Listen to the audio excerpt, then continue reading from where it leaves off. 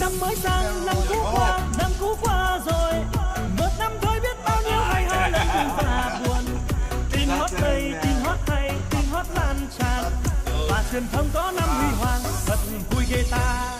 Em đã hay như Messi, em có làm gì mà sao cứ ai đã ôi em buồn lòng.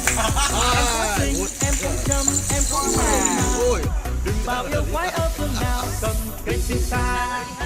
Sáng tác hay nhưng lại bị dân tố đạo nhạc, hát không hay nay còn đẹp trai mới bị dìm, trả bù cho tiếng ca